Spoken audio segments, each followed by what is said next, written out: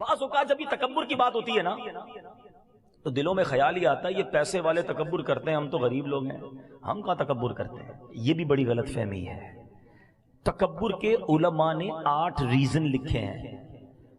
تکبر علم کی وجہ سے بھی آتا ہے، تکبر عبادت کی وجہ سے بھی آتا ہے، مال کی باری تو تیسرے نمبر پہ آتی ہے، تکبر اقتدار کی وجہ سے بھی آتا ہے، تکبر خوبصورتی کی وجہ سے بھی آتا ہے، تکبر طاقت کی وجہ سے بھی آتا ہے۔ اب علم سے کیسے تکبر آتا ہے؟ کسی بندے نے دنیاوی علم حاصل کر لیا یا دینی، علماء بھی بن گئے۔ جی میرے مذہبی بھائی بیٹھے ہیں ادب کے ساتھ، کیونکہ علماء نے کتابوں میں لکھا کہ اگر آپ دینی علم بھی سیکھ گئے اور اس کے بعد دوسروں کو حقیر سمجھنے لگے کہ ان کو تو آتا ہی کچھ نہیں، مجھے اتنا کچھ آتا ہے، تو یہ بھی تو تکبر ہے نا۔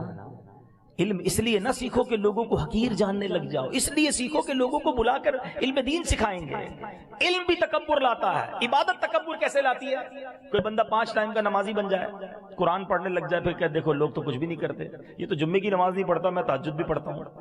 تو یہی تو تکبر ہے کہ آپ نماز پڑھ کے دوسروں کو حقیر سمجھنے لگے۔ کیا پتہ اس کی کون سی نیکی اللہ کو پسند آ جائے، کسی کو حقیر نہیں سمجھنا ہے۔ ایک بار سفیان ثوری رحمت اللہ تعالی علیہ اپنے بیٹے کے ساتھ ایک سفر پر جا رہے تھے، ایک سرائے خانے پر رکے، دونوں باپ بیٹے سو گئے، پورا قافلہ بھی تھا، سب سو گئے۔ تہجد میں باپ بیٹے اٹھے اور نماز تہجد ادا کی۔ بات بڑی کمال کی ہے، تہجد پڑھنے کے بعد بیٹا کہتا ہے ابا جان یہ کیسے لوگ ہیں، سارے ہی سوئے ہوئے، کوئی نہیں اٹھا تہجد کے لیے۔ والد صاحب نے جو بیٹے کو جملہ کہا نا، اللہ کرے دل میں اتر جائے، کہتے بیٹا تو بھی سویا رہتا تو بہتر ہی تھا۔ آئی سمجھ میں بات؟